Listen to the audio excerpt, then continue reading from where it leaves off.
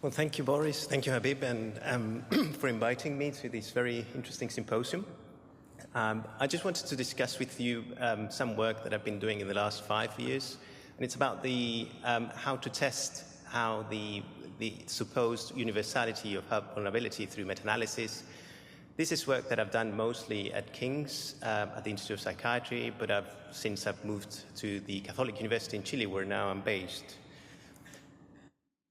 Just to start from a very, very abstract and simple kind of observation from network science, so the discipline looking at the behavior of networks irrespective of what these networks represent. One of the first things that researchers would ask themselves is when facing or studying a new network is saying, well, how many connections on average does a node have? And we know for some time actually that there's a very interesting answer to that question, because in spite of expecting that this would follow a normal distribution, we know that most artificial networks and natural networks doesn't have that kind of organization, but rather there's a lot of nodes which have very few connections, and there are a few nodes which concentrate most of the connections, so leading to a very heavy-tailed distribution of these connections. And the importance of that is that it has some dynamic consequences that were studied by the group in Barabashi almost 20 years ago, and that you can actually now see in these two toy networks that I put. The one on your right doesn't have any hubs, and the one on your left has hubs, so there is a central node which concentrates most of the connections. Now, if we start modeling an attack or a failure of one of the nodes, you'll see that irrespective of which node is affected on the network which doesn't have hubs, the overall effect on the network and what happens with the resources and information process is more or less the same. So it becomes a row of connected components in which probably the information flow, the resources flow slow down. Something very different happens when you look at failures in networks with hubs, because if you attack one of the more peripheral ones, then what you would see is that the network remains very compact and continues kind of working pretty well. But if you happen to attack the more central ones, or the hubs, then you see that the whole network falls apart. And that led to them suggesting that this organization, very simple organization of the network, leads to very important dynamic consequences which give them a high resilience to random attack, because it's very likely that a random attack would fall on one of the very numerous peripheral nodes, but high vulnerability to a targeted hub attack. And that's something that we all experience if you go to one of the underground anywhere in the world, whether it's London or Santiago. Usually all these networks have hubs, have connectors, have stations in which you exchange. And you realize that if there is a station closure from one of the more peripheral stations, such as Epping in London, then nothing happens. But if there is a station closure in one of the more central ones, such as King's Cross or Baquedano in Santiago, then the whole city goes to a standstill, and it's even on the news. And interestingly, the Barabashi group also suggested that that's not only the case for artificial networks, but it happens as well in natural networks. And they studied the protein-protein interaction network of the yeast. And they showed, and apologies for the very bad resolution of these graphs, but on your left side, lower left side, you can see that that graph is trying to depict on the x-axis the level of connectivity within that network of the different proteins, and the y-axis is how likely is that a mutation in that protein is going to be lethal. So you see that the more connected the network, so the protein is, the more likely that it will be lethal for the organism.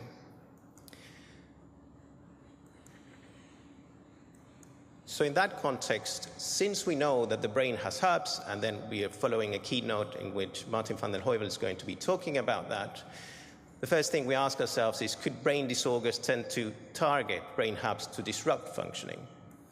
And that's irrespective of the underlying mechanism, because that's something that stems from the organization of the network and should not be specific of what exactly is happening in the brain. So we started thinking about how to test this, and we moved to metadata because we obviously couldn't do a scanning study in which we would try to include as many different disorders as possible. And because there's a lot of people thinking about how to use metadata in clever ways, we've already had a keynote lecture by Simon Eckvolf as well, talking about the power of meta-analysis to summarize things. But other people, such as Roberto Toro and Steve Smith, were working in terms of looking at connectivity as well from metadata. So the first thing we did is we turned to BBM studies and tried to collate from the literature as many disorders as possible with different studies looking at brain structural changes in patients versus controls. And we ended up with a list of 26 different disorders, which included psychiatric disorders, but also neurological disorders. And then the question we said is there any kind of common aspect in terms of the locations of these abnormalities? So if you think that there is no commonality, then, and all the abnormalities are disorder specific, then by averaging them out or pulling them out, then they would be averaged out and you wouldn't have anything. An interesting thing that we saw at the beginning is that there are indeed certain brain regions which seem to concentrate abnormalities across different disorders. These regions probably ring a bell to those of you who are doing some structural studies on clinical populations. There's a lot of medial temporal lobe, basal ganglia, a lot of frontal regions such as the anterior cingulate, dorsolateral prefrontal cortex, or insula. Reassuringly as well, more or less at the same time, Amit Etkin from Stanford was thinking along the same lines, trying to find some common anatomical abnormalities across different disorders, although he looked it into a more restricted subset of disorders, mostly mood disorders. So having that, we know that the brain has certain hotspots of brain vulnerability, and then the question was why, or what's special about those regions? And we already had an answer. So what we did is we created a normative connectome from DTI's images from 56 healthy controls in order to provide or infer a level of connectivity from each region of the brain in health. And then we compared that, the level of connectivity that the region had, with the probability that this region might be part of these kind of hotspots of brain vulnerability. And as you see, there is a significant relationship. We also saw that and explored that individually on the different disorders, and then you see also the same, that's something that lesions tend to target high degree or higher degree or more connected regions across the spectrum of pathologies. Now, we're not saying that it's always the same brain regions which are affected. As we show here in the two disorders which had more studies published, which is Alzheimer's and schizophrenia, here shown in different colors. And as you see, there is little overlap between the different abnormalities. In spite of them both actually targeting high-degree networks, it seems that the different pathologies would target different subsets of hubs. So that's very much in line with the work from Helen Xu as well, who had been talking about how different disorders attack specific modules. So there is a pathophysiological specific thing. But within the module, what we're saying is that the highly connected regions would be the ones that would be most affected.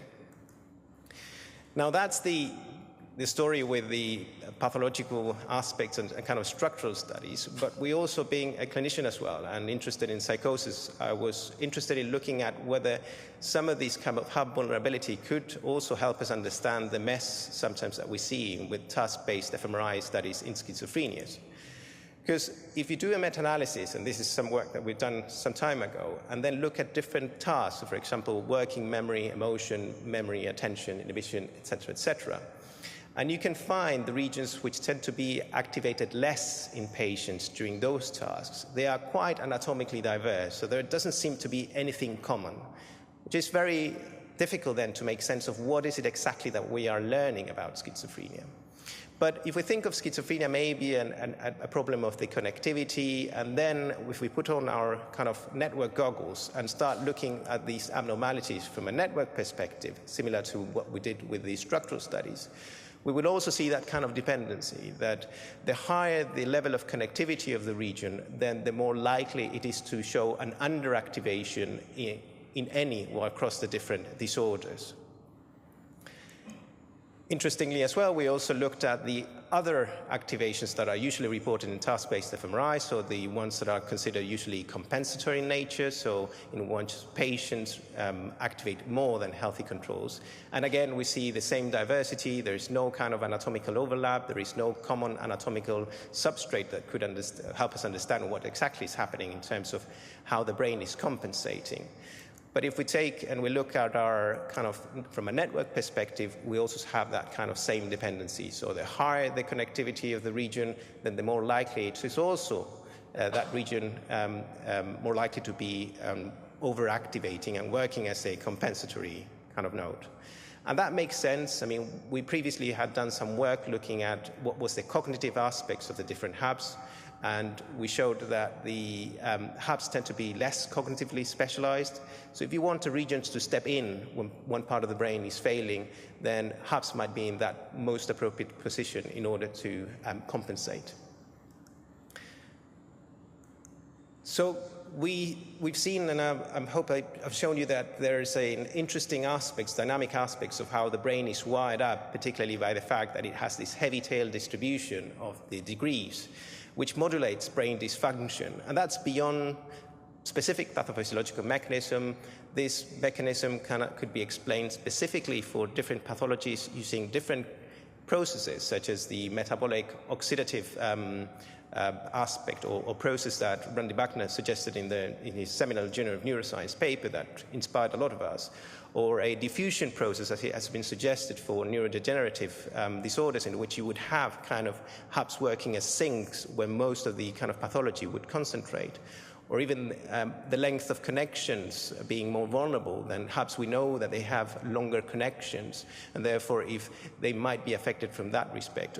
Or even as I showed you at the beginning with that kind of very simple model, even a random failure would end up showing that psychiatric disorders or neurological disorders tend to concentrate their abnormalities on hubs. And that working with metadata is a useful way to test some of these hypotheses. And as I said, resilience also might be based on hub functioning as well. And with that, I just wanted to thank the people from the IOP, particularly Philip Maguire, who was my supervisor and boss for many years over there, and from Cambridge University, Ed Bulmer, who has been an inspiration, and we had very interesting talks and discussions about this topic. And Peter Fox from San Antonio, who's been really the precursor of the use of metadata, collates and maintains the brain map database that you probably all know. The work was funded by the Wellcome Trust, and also have to acknowledge my current funder from the CONICYT in Chile. Thank you.